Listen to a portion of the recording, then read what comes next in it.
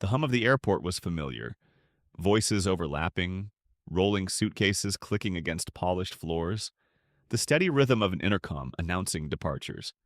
Eleanor Jensen, a dignified woman in her late 70s, sat quietly near the gate, her posture straight, her presence commanding without effort. She had lived a life of grace and resilience, navigating a world that often tried to push her aside, but she had never let it break her. Today was supposed to be simple: a flight, a long awaited visit to see her great grandchildren, a chance to finally relax in the first class seat her son had arranged for her. But fate had other plans. What should have been an uneventful journey quickly turned into a battleground of prejudice and power when a flight attendant named Karen McAllister decided Eleanor didn't belong in the luxury cabin. What Karen didn't know, what she couldn't have imagined, was that the woman she was trying to humiliate was far more than she appeared. And the moment she chose to challenge Eleanor, she set in motion a chain of events that would not only cost her everything, but change the airline forever.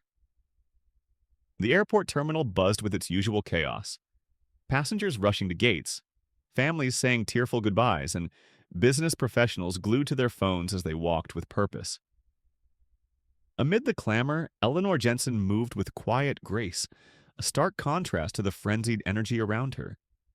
She was a woman who carried herself with the kind of elegance that wasn't forced but simply inherent, a presence that commanded respect without ever demanding it. Dressed in a deep navy blue dress, a matching cardigan draped over her shoulders, and a string of pearls resting lightly against her collarbone, she exuded dignity. Her soft gray curls were neatly pinned beneath a small yet sophisticated hat, a final touch that only added to her air of refinement. In her hands, she held a worn leather handbag, its edges smooth from years of careful use, an heirloom from her late husband, who had once whispered in her ear that every strong woman needed a bag that carried not just essentials, but also stories. She had been through much in her 78 years, had seen and experienced more than most could fathom, and yet today she felt something unfamiliar stirring within her, a quiet but persistent unease. She was no stranger to the unspoken rules of society, the sideways glances that spoke louder than words, the silent judgments that had followed her all her life. But she had long since learned to walk through them as if they did not exist. As she reached the first-class boarding area, however, she could feel the shift in the air, the subtle but unmistakable weight of being the only black woman in a sea of affluent travelers, each dressed in their carefully curated designer attire, each exchanging casual nods of recognition, as if this was a private club she had mistakenly wandered into. Eleanor had always found it amusing how people reacted to her presence in spaces they thought she didn't belong to, some with curiosity, others with outright disapproval, but most with polite indifference laced with a thin veil of discomfort, as if simply acknowledging her existence would disturb the delicate balance of their world. Today was no different. A pair of well-dressed, middle-aged women standing a few feet away shot her quick, assessing looks before whispering to one another, their expressions flickering between skepticism and surprise. A young man in a tailored suit stole a glance at her ticket, as if checking to see whether she had wandered into the wrong line. Even the airline employee scanning boarding passes hesitated for a fraction of a second before schooling his face into practiced neutrality, his plastic smile barely concealing the flicker of doubt that had momentarily crossed his features. Eleanor sighed inwardly but kept her face serene, offering a polite but firm nod as she handed over her ticket. "First class, ma'am?" the employee asked, his tone dipped in that too familiar mix of surprise and forced politeness. Eleanor merely smiled, her voice smooth as silk. "Yes, young man." "First class?" The way she said it, unapologetic, unwavering, made the man straighten his posture as if suddenly realizing who he was speaking to. "Of course," he murmured quickly, scanning her ticket and stepping aside. "Enjoy your flight." Eleanor gave him a knowing look before making her way down the jet bridge, stepping onto the pristine plane with the quiet kind of reverence that came with knowing exactly how much had been sacrificed for her to be here. The plush first-class cabin gleamed under the soft glow of ambient lighting. Cream-colored leather seats arranged in spacious configurations, offering an unmistakable air of exclusivity. The moment she stepped inside, she could feel the shift in atmosphere, the way conversations paused for a beat, the way eyes flicked toward her, then away, then back again, subtle but undeniable. She had expected it, of course. She always expected it. But what she had not expected was the immediate and icy presence of the flight attendant, standing just a few feet ahead, her uniform crisp. Her expression could reach for the overhead bin. A well-dressed businessman seated across from her stood up, offering an easy smile. "Let me help you with that, ma'am," he said, lifting her bag effortlessly and placing it in the compartment above. "Thank you, young man," Eleanor said warmly, her tone sincere. But before she could settle into her seat, she caught the brief but unmistakable flash of irritation that flickered across Karen's face. It was gone in an instant, replaced by a perfectly practiced expression of neutrality, but Eleanor had seen it. The way Karen's fingers twitched, the barely concealed distaste of watching someone assist her, as if she were truly a first-class passenger, truly deserving of such treatment. It was a small moment, a tiny fracture in the carefully controlled environment of first class. But Eleanor had learned long ago that it was often in these small moments that the truth of a person revealed itself. As she adjusted her seatbelt and stared out the window, watching the last of the boarding passengers settle in, she could already feel it brewing, the tension, the unspoken challenge that Karen had silently declared. This wasn't over. Not yet. And Eleanor, ever the quiet storm, was more than ready for what was to come. As the final passengers boarded and the first-class cabin settled into its usual air of quiet exclusivity, Eleanor Jensen adjusted herself in her seat, feeling the smooth luxury of the leather beneath her fingers. The atmosphere remained thick with a certain unspoken tension, the kind she had encountered more times than she could count, an invisible but palpable resistance, the weight of judgment hanging in the air like a storm waiting to break. Across the aisle, a middle-aged businessman absently scrolled through his phone.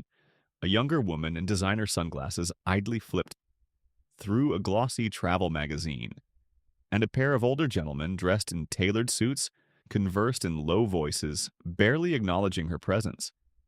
Karen McAllister, however, was another story. The lead flight attendant stood just a few feet away, her stance rigid, her hands clasped behind her back in a manner that suggested forced patience. Her eyes never quite left Eleanor, darting to her every few seconds, as if waiting, no, hoping, for her to make some kind of mistake, to give her a reason to intervene. It was in the little things, the way Karen's lips pressed together just slightly when Eleanor adjusted her armrest, the way her fingers drummed against her clipboard when Eleanor reached for the in-flight menu, as though the simple act of a black woman enjoying first-class accommodations was somehow offensive in itself. Eleanor had long since learned the art of silent resistance, the ability to occupy spaces where she was unwelcome without letting the discomfort of others dictate her own comfort. And yet, there was something particularly sharp-edged about Karen's behavior, something that went beyond the usual microaggressions she had learned to ignore. It wasn't just disdain, it was hostility wrapped in professionalism, a deliberate testing of boundaries. It was the kind of attitude that spoke volumes without a single word being uttered, the kind that whispered, "You don't belong here, and I will make sure you know it." The first official sign of trouble came when Eleanor pressed the call button.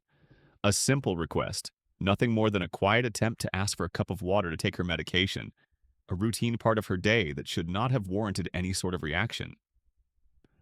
But from the moment the soft chime rang through the cabin, Karen's head snapped up sharply, her expression instantly souring.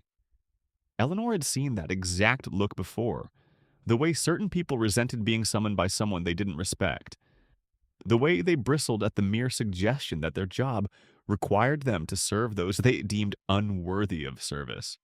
Karen took her time approaching, her heels clicking sharply against the polished floor, each step deliberate as if she wanted Eleanor to know that she was already an inconvenience. When she finally reached Eleanor's seat, she stood stiffly, barely concealing her irritation. Yes? Karen's tone was clipped, her voice edged with impatience, as if she were speaking to a child who had just interrupted an important conversation. Eleanor, ever composed, offered a polite but steady smile. Could I trouble you for a small cup of water, dear? I need to take my medication. The request was made with the same gentle elegance Eleanor always carried herself with, but the moment the words left her lips, Karen's expression tightened. Her eyes flickered, something unreadable passing over her face, before she let out a dramatic sigh, loud enough that a few passengers turned their heads in mild curiosity.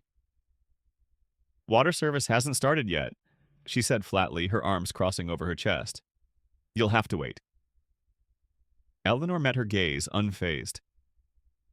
I understand, but it's just a small cup. If you could reach for the overhead bin, a well-dressed businessman seated across from her stood up, offering an easy smile. Let me help you with that, ma'am, he said, lifting her bag effortlessly and placing it in the compartment above. Thank you, young man, Eleanor said warmly, her tone sincere. But before she could settle into her seat, she caught the brief but unmistakable flash of irritation that flickered across Karen's face. It was gone in an instant, replaced by a perfectly practiced expression of neutrality, but Eleanor had seen it. The way Karen's fingers twitched, the barely concealed distaste of watching someone assist her, as if she were truly a first-class passenger, truly deserving of such treatment. It was a small moment, a tiny fracture in the carefully controlled environment of first class. But Eleanor had learned long ago that it was often in these small moments that the truth of a person revealed itself. As she adjusted her seatbelt and stared out the window, watching the last of the boarding passengers settle in, she could already feel it brewing, the tension, the unspoken challenge that Karen had silently declared. This wasn't over. Not yet.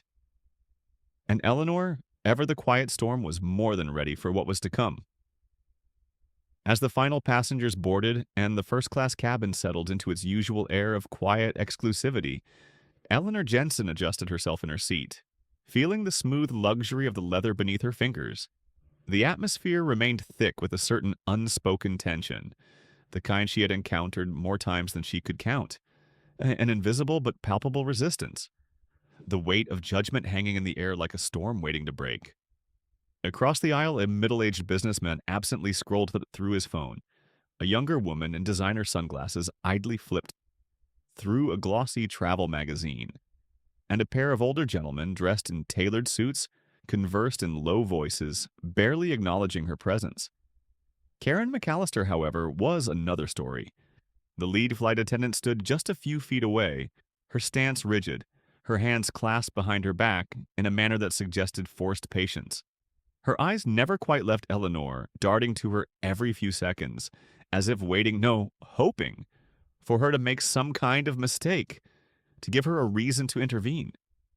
It was in the little things, the way Karen's lips pressed together just slightly when Eleanor adjusted her armrest, the way her fingers drummed against her clipboard when Eleanor reached for the in-flight menu, as though the simple act of a black woman enjoying first-class accommodations was somehow offensive in itself. Eleanor had long since learned the art of silent resistance, the ability to occupy spaces where she was unwelcome without letting the discomfort of others dictate her own comfort. And yet, there was something particularly sharp-edged about Karen's behavior, something that went beyond the usual microaggressions she had learned to ignore.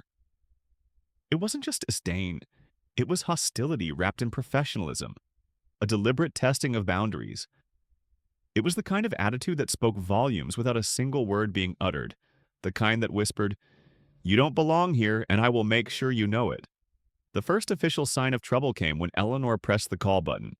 A simple request, nothing more than a quiet attempt to ask for a cup of water to take her medication, a routine part of her day that should not have warranted any sort of reaction.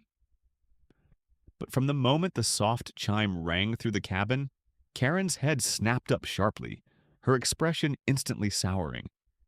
Eleanor had seen that exact look before, the way certain people resented being summoned by someone they didn't respect, the way they bristled at the mere suggestion that their job required them to serve those they deemed unworthy of service. Karen took her time approaching, her heels clicking sharply against the polished floor, each step deliberate as if she wanted Eleanor to know that she was already an inconvenience. When she finally reached Eleanor's seat, she stood stiffly, barely concealing her irritation. Yes? Karen's tone was clipped, her voice edged with impatience, as if she were speaking to a child who had just interrupted an important conversation. Eleanor, ever composed, offered a polite but steady smile. Could I trouble you for a small cup of water, dear? I need to take my medication. The request was made with the same gentle elegance Eleanor always carried herself with, but the moment the words left her lips, Karen's expression tightened. Her eyes flickered, something unreadable passing over her face, before she let out a dramatic sigh, loud enough that a few passengers turned their heads in mild curiosity.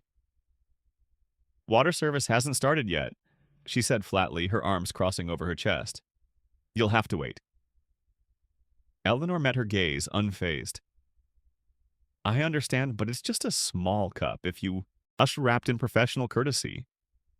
She had survived worse than this, had walked through the fires of a world that had tried to reduce her to nothing, and she had emerged unbroken. So when Karen returned, her posture stiff, her smile thin and laced with something almost triumphant, Eleanor already knew this wasn't over. This was just the beginning.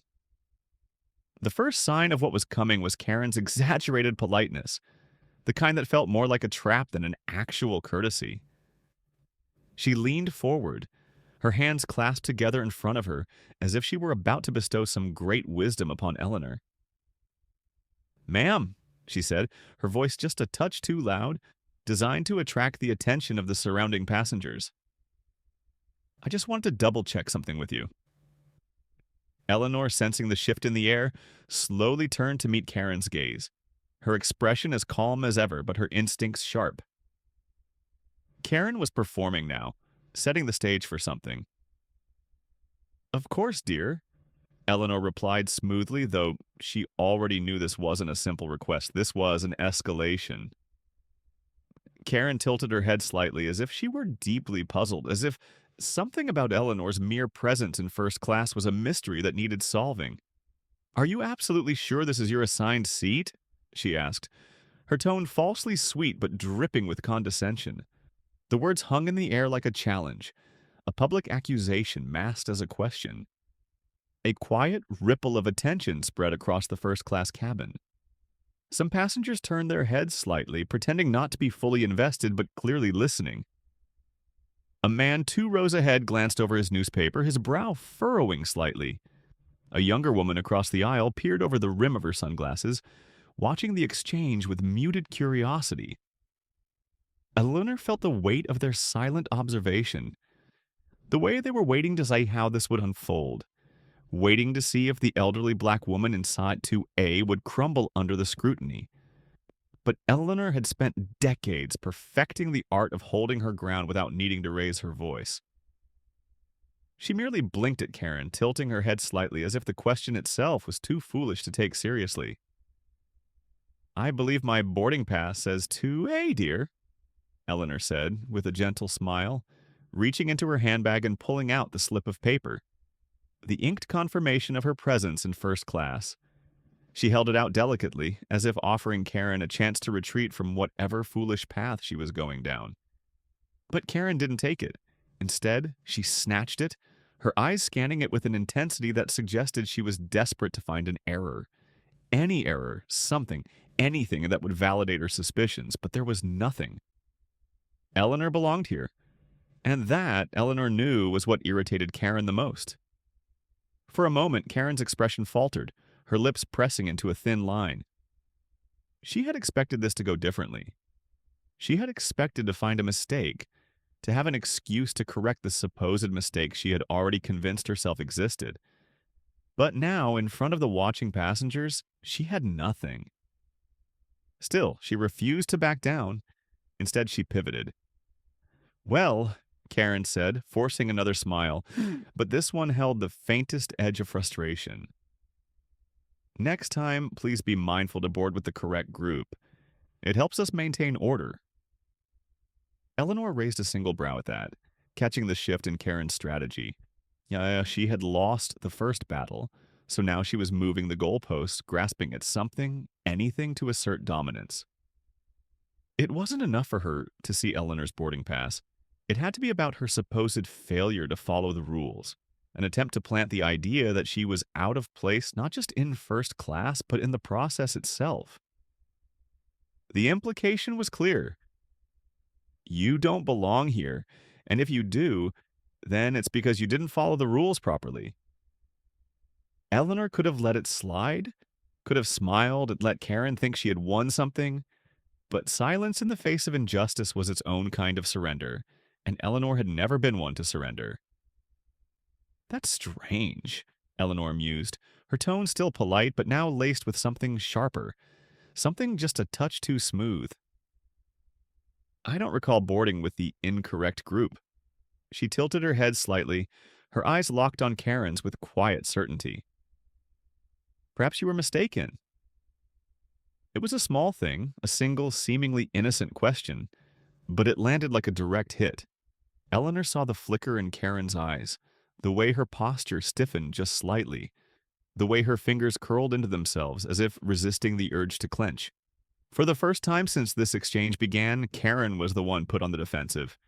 But she recovered quickly, forcing another stiff, rehearsed smile before leaning in just slightly, lowering her voice as if offering some kind of warning. "Just be mindful, ma'am," she murmured, her hush wrapped in professional courtesy. She had survived worse than this, had walked through the fires of a world that had tried to reduce her to nothing, and she had emerged unbroken. So when Karen returned, her posture stiff, her smile thin and laced with something almost triumphant, Eleanor already knew this wasn't over. This was just the beginning. The first sign of what was coming was Karen's exaggerated politeness, the kind that felt more like a trap than an actual courtesy. She leaned forward, her hands clasped together in front of her, as if she were about to bestow some great wisdom upon Eleanor. "Ma'am," she said, her voice just a touch too loud, designed to attract the attention of the surrounding passengers. "I just wanted to double-check something with you." Eleanor, sensing the shift in the air, slowly turned to meet Karen's gaze, her expression as calm as ever, but her instincts sharp. Karen was performing now, setting the stage for something. "Of course, dear," Eleanor replied smoothly, though she already knew this wasn't a simple request. This was an escalation. Karen tilted her head slightly, as if she were deeply puzzled, as if something about Eleanor's mere presence in first class was a mystery that needed solving. "Are you absolutely sure this is your assigned seat?" she asked, her tone falsely sweet but dripping with condescension. The words hung in the air like a challenge, a public accusation masked as a question. A quiet ripple of attention spread across the first-class cabin. Some passengers turned their heads slightly, pretending not to be fully invested but clearly listening. A man 2 rows ahead glanced over his newspaper, his brow furrowing slightly. A younger woman across the aisle peered over the rim of her sunglasses, watching the exchange with muted curiosity.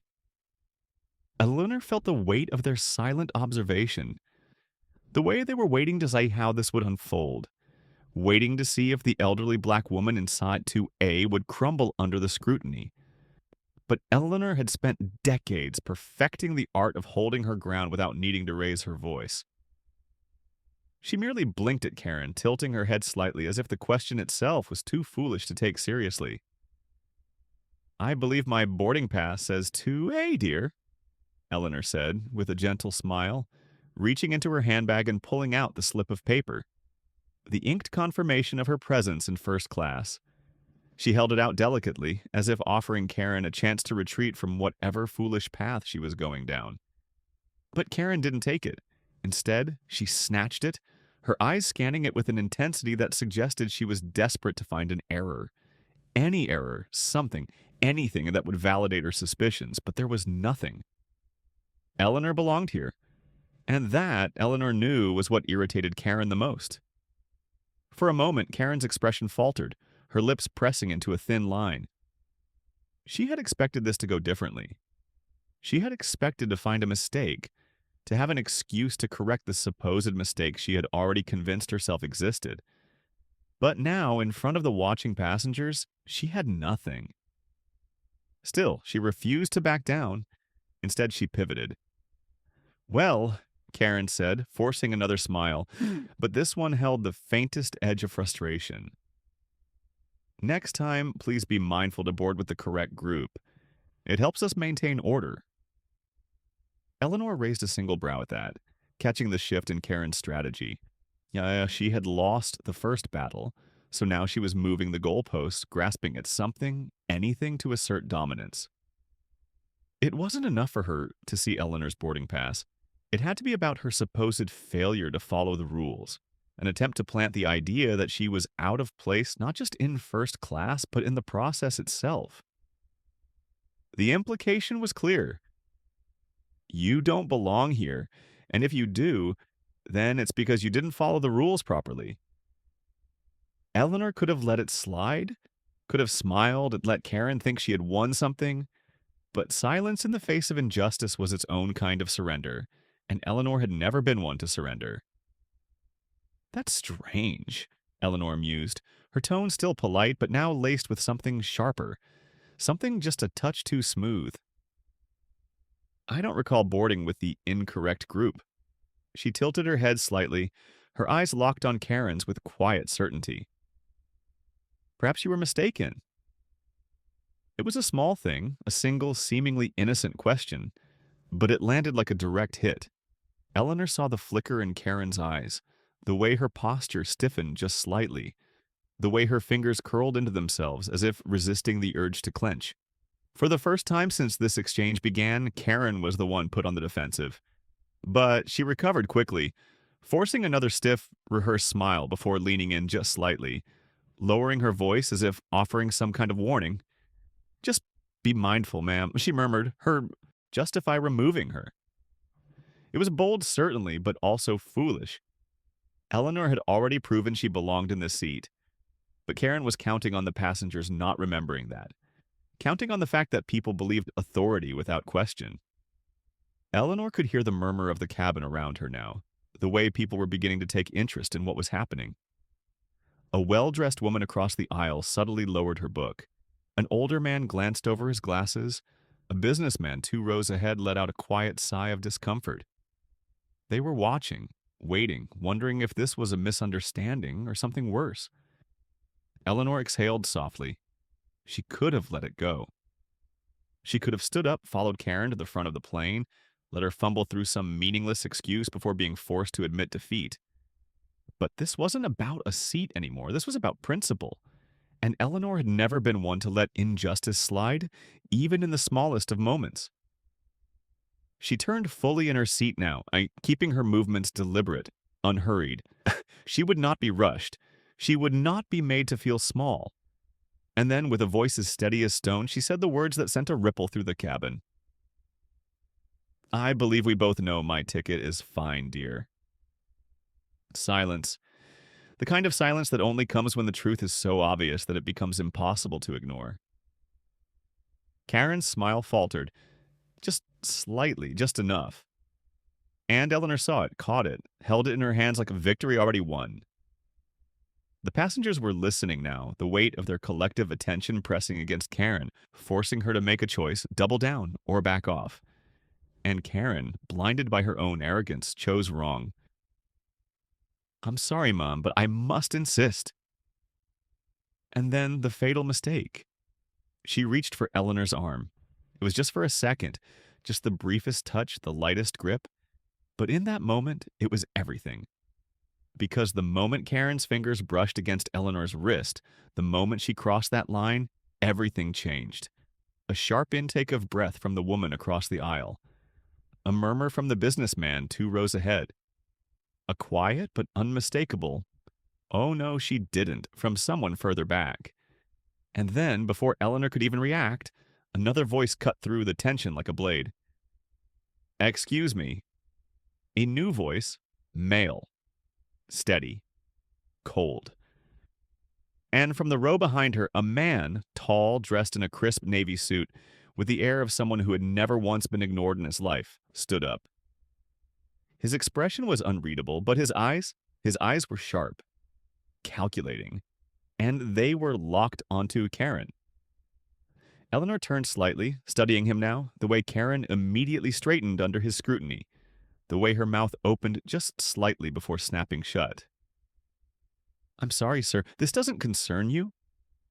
Karen started, but the man held up a single hand, silencing her with a commanding ease that suggested he was not a man used to being dismissed. "It does now." Eleanor saw the way Karen froze, the way her fingers twitched at her sides, the way the other flight attendant suddenly looked as if she wanted to be anywhere but here. And in that moment, Eleanor knew. This man wasn't just another passenger. He was someone important, someone with power. And Karen? She had just made a mistake bigger than she could possibly comprehend. Eleanor leaned back in her seat, watching with quiet satisfaction as the unraveling began. "Oh, Karen, you should have left well enough alone." The atmosphere inside the first-class cabin had changed entirely. Where before there had been an undercurrent of quiet tension, an uncomfortable but largely ignored hostility, now there was something sharper, heavier, an impending storm brewing just beneath the surface. Eleanor Jensen remained perfectly still in seat 2A, her posture poised, her expression unreadable. But she could feel the pulse of the moment shifting around her, could sense the weight of what was about to unfold.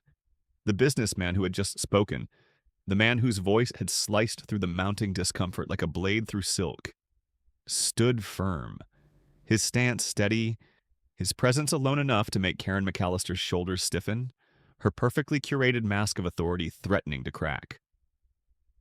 Eleanor didn't need to know his name to recognize his power. It was evident in the way he carried himself, the way his mere interjection had already begun dismantling Karen's manufactured reality. This man wasn't just another passenger. He was someone Karen hadn't expected, someone she hadn't accounted for, someone she now had to be afraid of. And Eleanor, having spent a lifetime observing the unspoken hierarchies of power, knew exactly what this meant. Karen had just lost control of the situation. For a brief, fleeting moment, Karen hesitated, a small but damning pause, a flicker of uncertainty that betrayed her growing panic. But then, as though snapping herself back into the performance, she forced a tight, professional smile onto her lips, her hands clasping together in front of her as she turned to face the man in the navy suit. "Sir," she began, her tone carefully measured, attempting to regain her composure, to reclaim the authority she had been so certain belonged to her just moments ago. "I assure you, this is simply a misunderstanding. There was an error with the seat assignments, and I'm just trying to—" "Stop." The businessman's voice was quiet, but the weight of it cut through the air like a gavel coming down in a courtroom. Karen froze mid-sentence, her mouth slightly parted, as if the force of that single word had knocked the wind out of her. The businessman tilted his head slightly, his gaze now unshakably fixed on her, sharp as a scalpel. "I heard everything." A murmur spread through the cabin, a subtle but growing wave of realization rippling outward, washing over every passenger who had been watching, listening, waiting. This wasn't just an uncomfortable moment anymore, this was a reckoning. Eleanor watched, her hands still folded neatly in her lap, as Karen's composure began to fracture at the edges. "Sir, I was only following protocol," Karen tried again, this time her voice just a little less steady, her shoulders just a little too stiff. This passenger," the businessman interrupted, his voice still level but now carrying a dangerous undertone, "is sitting in the exact seat assigned to her, with the exact ticket issued to her. And yet you've been harassing her since the moment she stepped on this plane." A sharp exhale from the woman across the aisle. A knowing glance exchanged between two businessmen row ahead. A young woman who had been pretending to read her magazine now, watching openly, her fingers curled around the glossy pages as though bracing herself for what was to come. Karen's face paled just slightly, a barely perceptible shift. But Eleanor saw it. She saw the way the reality of the situation was beginning to dawn on her, the way she was quickly running out of options. Still, she wasn't ready to surrender. Not yet. She squared her shoulders, her lips pressing into a tight line, grasping at the last shreds of control she still believed she had. "Sir," she said, her voice quieter now, as though she finally understood the gravity of her mistake. "If you would allow me to explain—" "No." The businessman didn't raise his voice. He didn't have to. The authority in it was already enough to make Karen flinch, to make her entire body go rigid like a soldier awaiting a verdict. "You don't get to explain," he said, stepping closer, his calculated intensity now suffocating. "Not after what you've done." And then he pulled out his phone. A quiet gasp from somewhere in the cabin. Karen's eyes widened slightly, and for the first time since this ordeal had begun, Eleanor saw it. The flicker of fear in Karen's gaze. Real, visceral fear. Because Karen knew. She knew exactly what he was about to do. "Captain," the businessman said, lifting the phone to his ear. A single word, a single name, but it carried the weight of a death sentence. Karen stiffened, her fingers gripping at the fabric of her uniform as though it could somehow anchor her, somehow stop the ground from collapsing beneath her feet. The businessman waited for the call to connect, his gaze never leaving Karen's face. And then, after a beat, he spoke again. "I need you to prepare for an immediate landing." The cabin erupted into stunned murmurs. Even Eleanor, as much as she had anticipated Karen's downfall, hadn't expected it to happen this swiftly, this decisively. She had thought there would be more resistance, more excuses, but now it was clear. This man, whoever he was, wasn't just a first-class passenger. He was someone who could stop the entire flight. Karen took a step back, her breath coming faster now, her carefully maintained composure shattering with every passing second. "Wait," she blurted out, her voice cracking slightly. You can't do that. The plane is already in the air. You don't have the authority." The businessman cut her off with a single pointed glance. "I have more authority than you think," he said. And then, after a pause, he delivered the final blow. "My name is Elias Jensen." A collective gasp, a silence so thick it was deafening. Karen's entire body locked in place. Eleanor could see it now, the way recognition slammed into her like a freight train, the way her mouth opened and closed, her mind scrambling, grasping at the pieces of a puzzle she had been too blind to see before. Elias Jensen. CEO owner. The man whose mother she had just publicly humiliated. Eleanor had never seen fear bloom on a person's face so quickly. Karen stumbled back, her mouth working but producing no sound, her once commanding presence now reduced to a trembling wreck of uncertainty. She had spent the last hour trying to remind Eleanor that she didn't belong here. And now, in the cruelest, most ironic twist of fate, Karen was the one who no longer belonged. Elias let the silence simmer, let the weight of it settle. And then, as if delivering a judgment that had already been written long before this moment, he spoke one last time. "When we land, you will be escorted off this plane. Effective immediately, you are no longer an employee of this airline. Security will be waiting for you at the gate. I suggest you use the time left in this flight to reflect on exactly how you ended up here." And just like that, Karen McAllister's career was over before she even hit the ground. The moment Elias Jensen uttered those final words, the air in the first-class cabin seemed to crackle with an unspoken energy, as though every passenger had collectively realized they were witnessing something monumental, something that would be talked about for years to come. Karen McAllister's career had been obliterated in a single breath, and there was nothing she could do to stop the rapid, merciless descent of her professional life. The sharp, suffocating silence stretched for what felt like an eternity, thick with the weight of her impending doom, until Karen herself broke it. Not with words, but with the slow, dawning horror that spread across her face.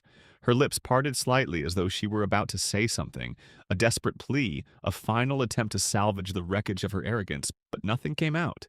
Instead, she simply stood there, her normally immaculate composure now reduced to a trembling facade, her body rigid, as if she had suddenly realized she was standing at the edge of a cliff, staring into the abyss of her own destruction. Eleanor Jensen, still seated in 2A, observed Karen's unraveling with the same quiet dignity she had upheld from the very beginning. She did not gloat, did not smirk in satisfaction, did not revel in Karen's downfall, because that was not who she was. No, Eleanor had spent a lifetime enduring moments like this, watching people like Karen exert power over those they deemed unworthy, watching them throw their weight around like an invisible badge of superiority. And now, as Karen stood there, paralyzed by the consequences of her own actions, Eleanor simply breathed, existing in the space Karen had tried so hard to erase her from. It was not victory Eleanor savored, but justice, the kind that was rarely served, the kind that only came when the universe itself decided it had seen enough. But Karen, even in the face of utter ruin, was not ready to accept her fate. Not yet, because people like her never did.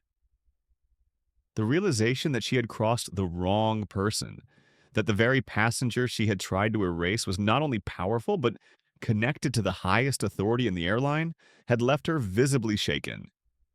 But she still thought she could fight it, because that was who she was.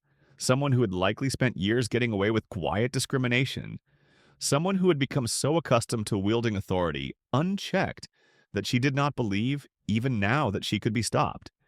And that denial, that desperate need to hold on to the crumbling remnants of her control, was exactly what led her to make her final, fatal mistake. Her breathing uneven, Karen turned back to Elias, her hands shaking just slightly at her sides. "Sir," she started, her voice straining beneath the weight of her desperation, I think there's been a misunderstanding. I wasn't—" She hesitated, her brain scrambling for a narrative that would absolve her, for a version of events that would rewrite history in her favor. "I was just trying to maintain order," she continued, her tone morphing into something almost pleading, her earlier arrogance now twisting into something pathetic, something weak. She was being disruptive. She kept pressing the call button, and I thought she was— Enough! Elias cut her off like a blade through paper. The word landed like a blow, sharp and final, and Karen flinched, truly flinched, as though the reality of her demise had just struck her with full force. Around them, the murmurs in the cabin grew louder, the other passengers now openly invested, some whispering to one another, others recording quietly on their phones, capturing every agonizing moment of Karen's downfall.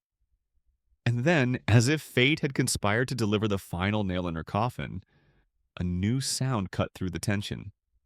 A voice, small but steady. "That's not true." Every head turned.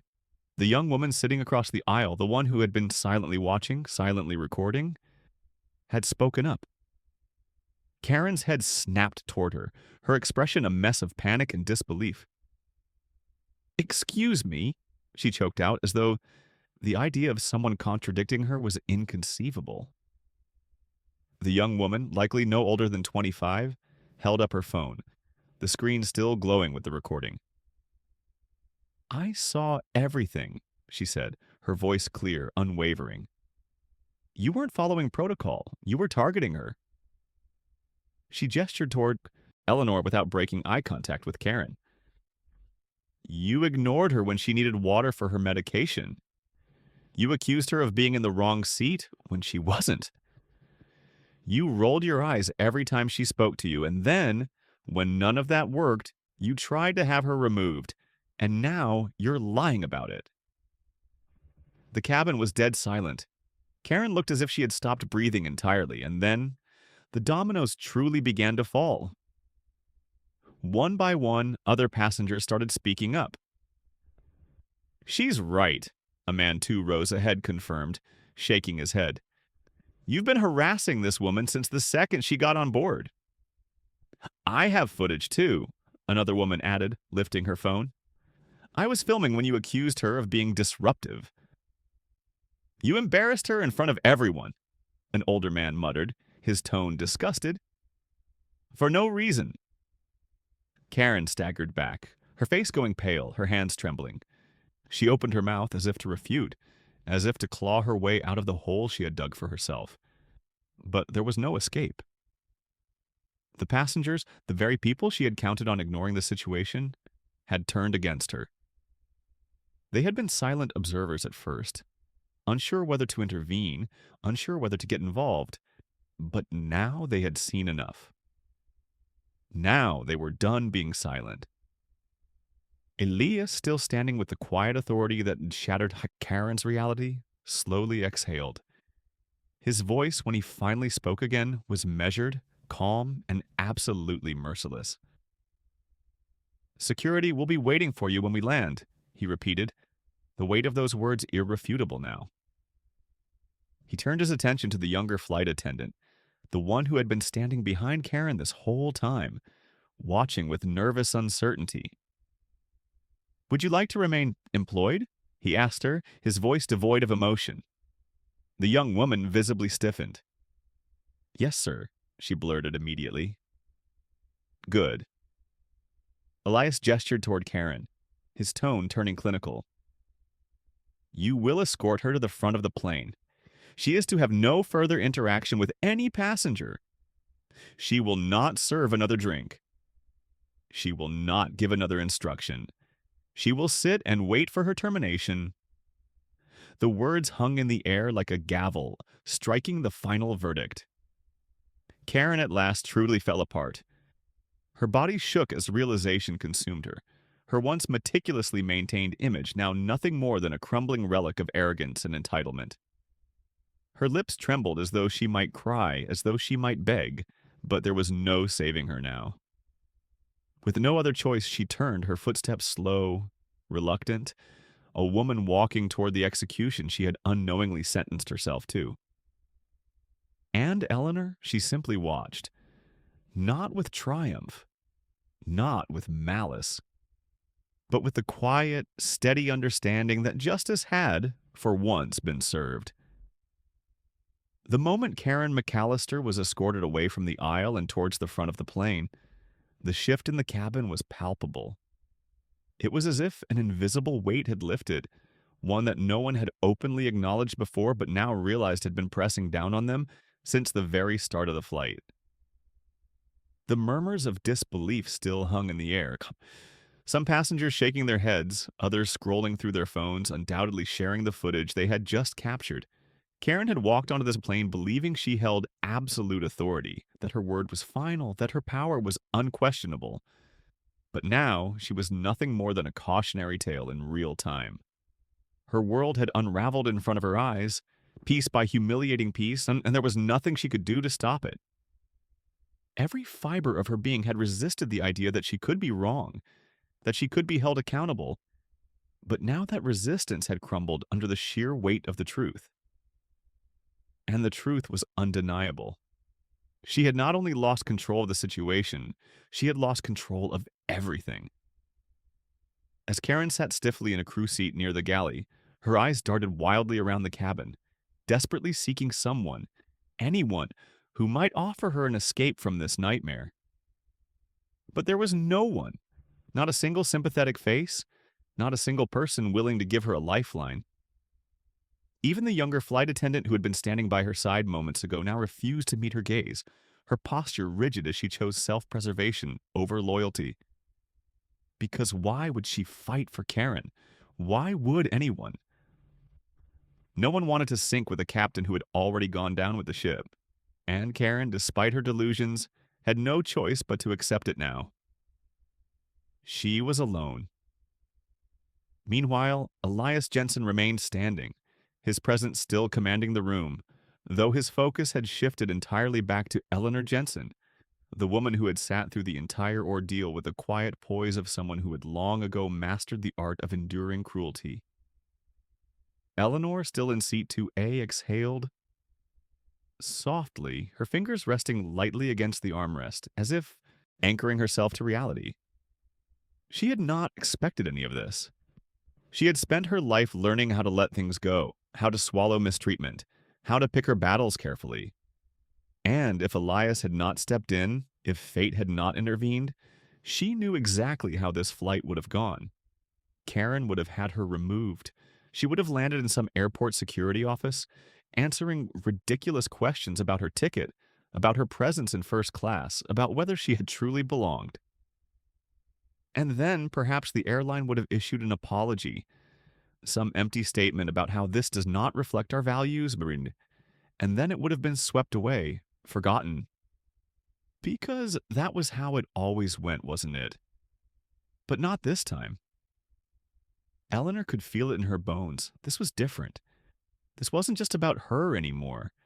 This was about every moment like this that had gone unanswered. Every time someone like Karen had gotten away with it. Every time the world had simply shrugged and moved on. This wasn't just a confrontation, it was a turning point. Elias finally moved, stepping toward her, his features softening for the first time since the ordeal had begun. He leaned down slightly, his voice lower now, gentler.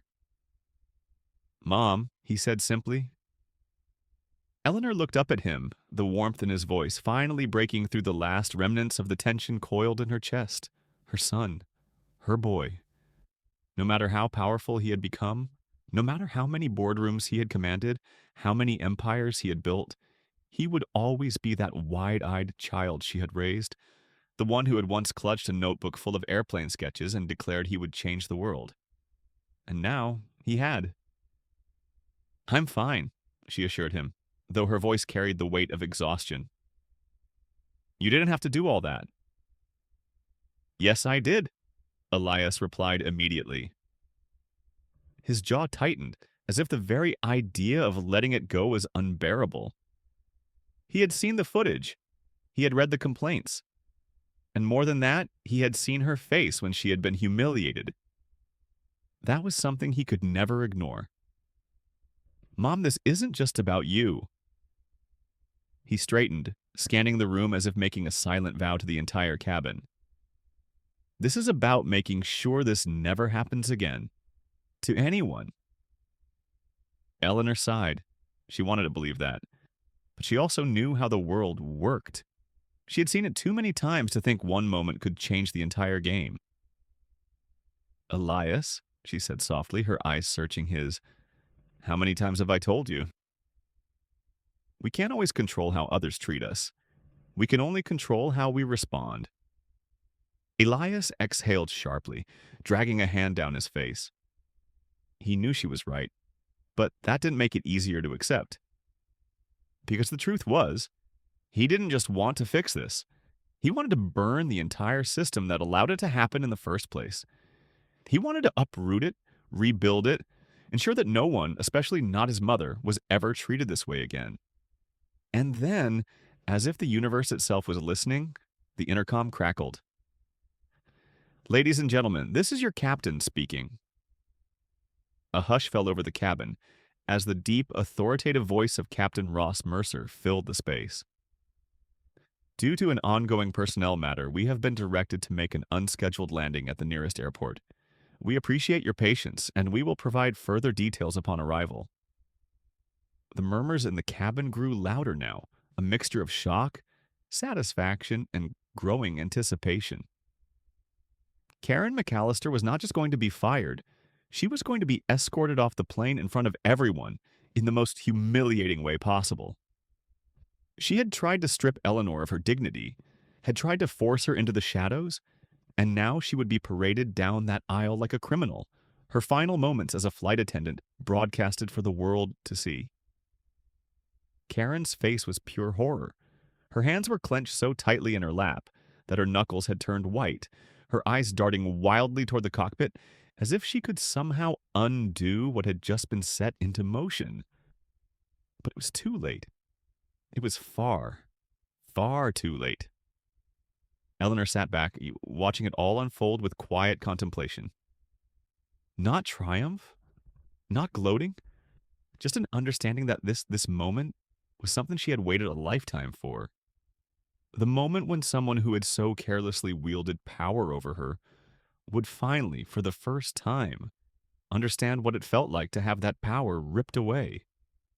And as the plane began its descent, as the city lights grew larger in the window beside her, Eleanor Jensen thought for the first time in a long time that justice had finally found its way to her doorstep.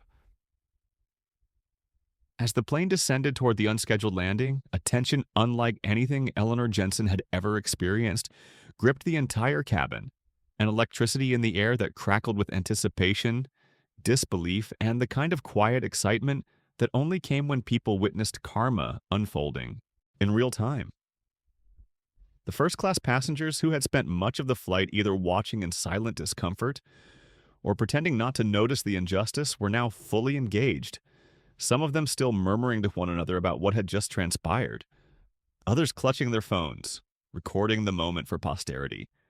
Karen McAllister, once the self-appointed queen of the skies, now sat rigid and small, her presence diminished to nothing more than a waiting disaster, her eyes darting around like a cornered animal trying to find an escape where there was none. Her hands, which had once gestured so arrogantly, waved away Eleanor like she was nothing, trembled in her lap, her knuckles white as she clenched them together. She was unraveling, and she knew it. There was no coming back from this. The descent wasn't just literal, it was the symbolic crash of her career, her reputation, her very sense of self. And there was nothing, not a single lie, not a single excuse, that could save her from it now.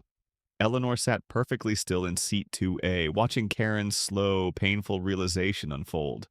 Not with joy, not with gloating satisfaction, but with a kind of profound, measured understanding. Because this wasn't just about Karen.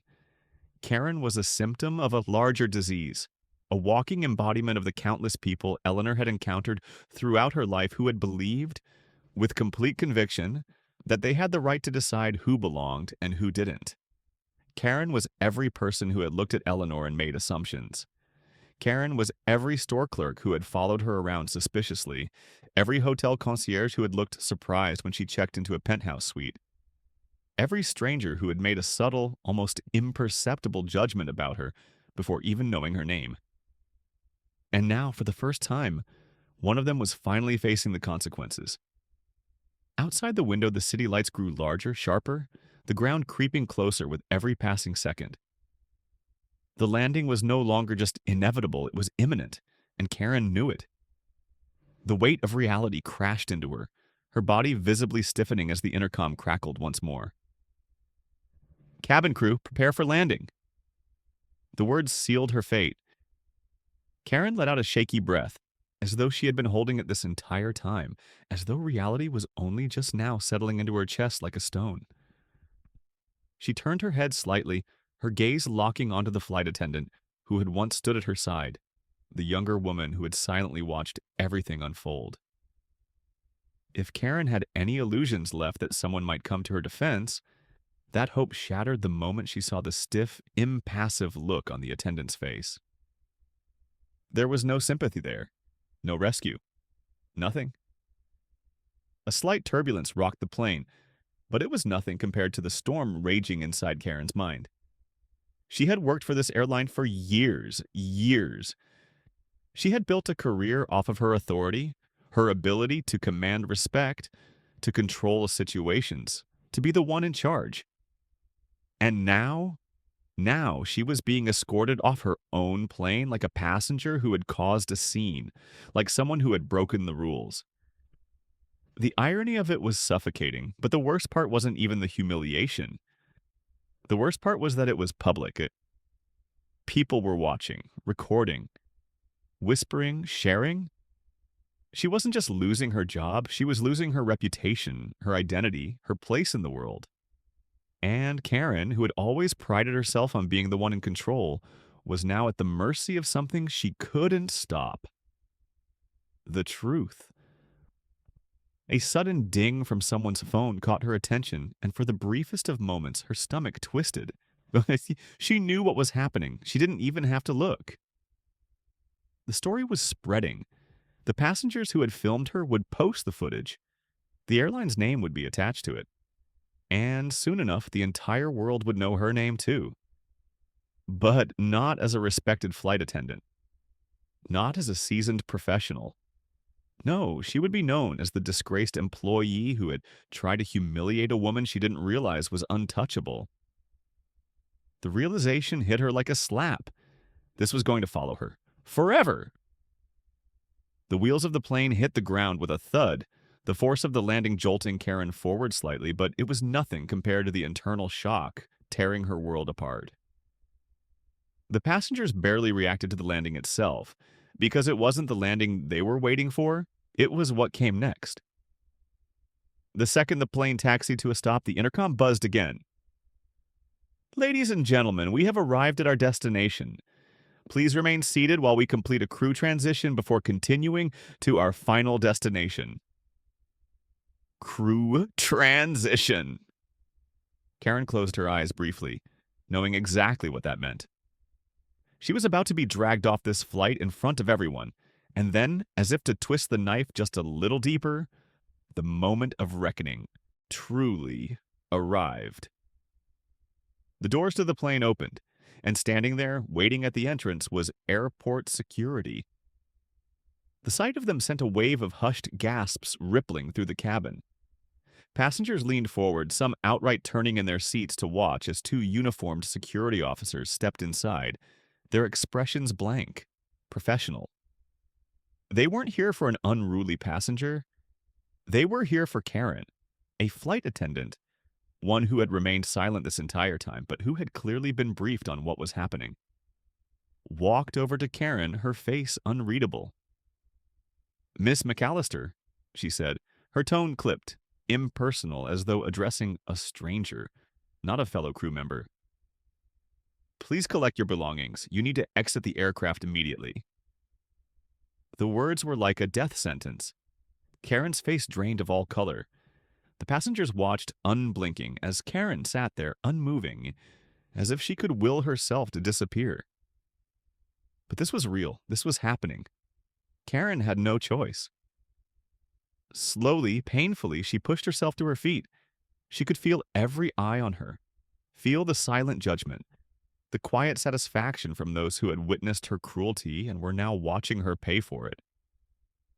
Her hands trembled as she reached for her small crew bag, her movements jittery, unsteady. One of the security officers stepped forward, speaking in a low, firm voice. "Ma'am, we need you to come with us." Karen couldn't breathe. She hesitated. Just for a fraction of a second, as if she might try to argue, to plead, to salvage some shred of dignity. But there was nothing left to salvage. So she nodded, her throat tight, her entire existence crumbling around her. And then, in a poetic, devastating reversal of roles, she did what she had forced Eleanor to do just an hour ago. She walked down the aisle. Except this time, she was the one being removed. And Eleanor, she was the one watching. As Karen McAllister walked down the aisle of the plane, her footsteps heavy with the weight of her downfall, the whispers in the cabin grew louder, a murmur of disbelief and quiet satisfaction as passengers watched the scene unfold. There was no coming back from this. No way to rewrite the narrative, no way to manipulate the story into something where she was the victim. No way to salvage the career she had spent years building on a foundation of arrogance and unchecked authority. This was it. The final moment, where the reality of her situation truly sank in. She had walked onto this plane as a flight attendant with power, a woman who could wield her status like a weapon against passengers she deemed unworthy.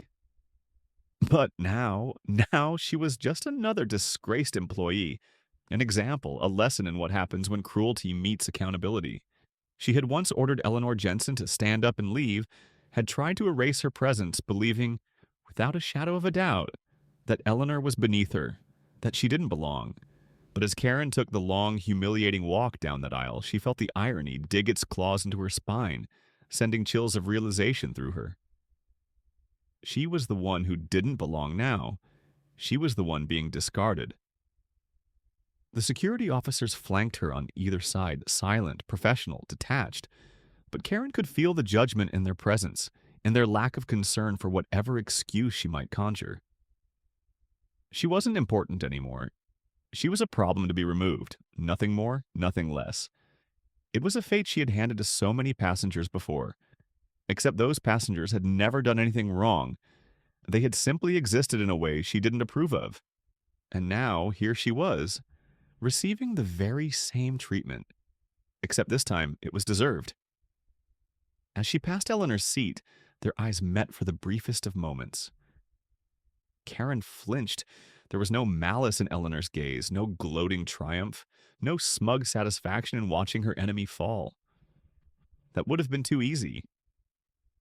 Instead, Eleanor's expression was measured, steady, and filled with something Karen couldn't comprehend. A quiet, devastating understanding, because Eleanor knew this wasn't just about her.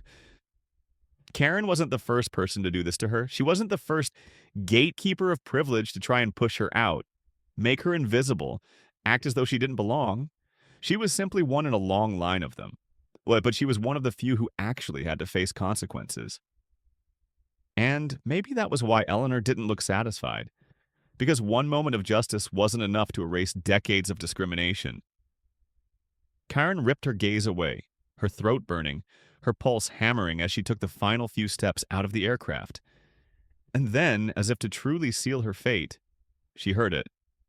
A smattering of applause. Passengers clapped, some slow and mocking, others genuine in their relief that they had witnessed something truly unprecedented.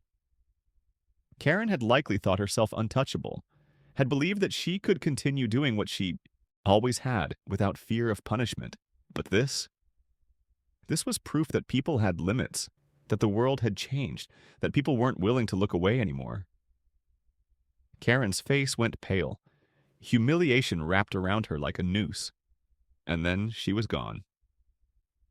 The second she stepped off the plane and into the blinding artificial lights of the airport terminal, reality slammed into her like a hurricane.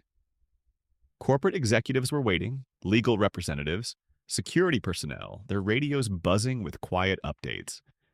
It was clear, painfully clear, that this was not just a termination. This was an extraction, a clean removal of a liability. The airline wasn't just cutting ties with her, they were erasing her completely. One of the corporate representatives, a woman in a sleek black suit with a no-nonsense expression, stepped forward. "Ms. McAllister," she said crisply, "you are no longer an employee of this airline. You are to turn over your badge, your uniform, and any company-issued property immediately. Additionally, due to the severity of your actions, you will not be eligible for any reemployment within our company or its affiliates." Karen felt her stomach drop. That last part, yet not eligible for reemployment. Not only was she fired, but she was blacklisted. She opened her mouth to argue, to protest, to try and claw her way out of the abyss, swallowing her whole, but nothing came out. There was no argument to be made. The evidence was overwhelming. The airline had seen the footage, had heard the witnesses, had been flooded with complaints. This wasn't something she could smooth over or explain away. Karen's fingers shook as she unpinned her employee badge from her uniform, the plastic suddenly feeling like it weighed 1,000 pounds. Slowly, she placed it in the waiting hands of the corporate woman, her chest tightening, constricting, suffocating. And then, the final nail in the coffin. A second woman stepped forward. A lawyer, her expression was even colder than the first. "Ms. McAllister, you will also be facing an internal investigation regarding your treatment of passengers during your tenure. Any additional complaints brought forth as a result of this incident will be reviewed, and legal action may be pursued accordingly." Karen felt her entire world collapse. This wasn't just about one flight. This was about everything she had ever done. Every time she had let her bias slip through. Every time she had made a passenger feel small, unwelcome, less than. And now it was all coming back to destroy her. She wanted to scream, to deny, to insist that she had only been doing her job. But even she didn't believe that anymore, so she just stood there, silent, defeated.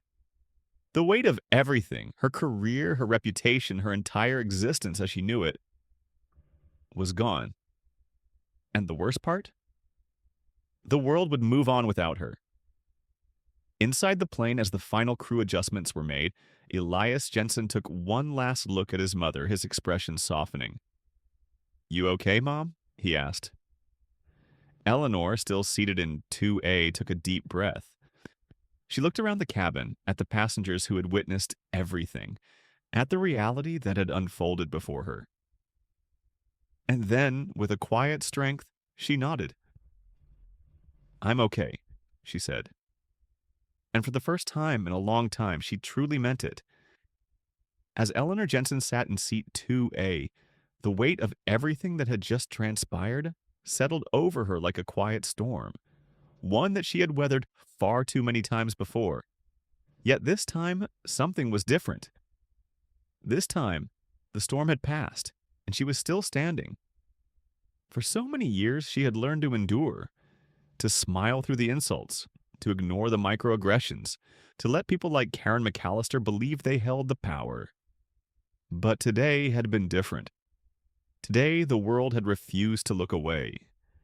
She could still hear the hushed conversations of passengers, the murmured shock that an event like this had actually played out in a way where justice wasn't just a distant hope but a tangible reality.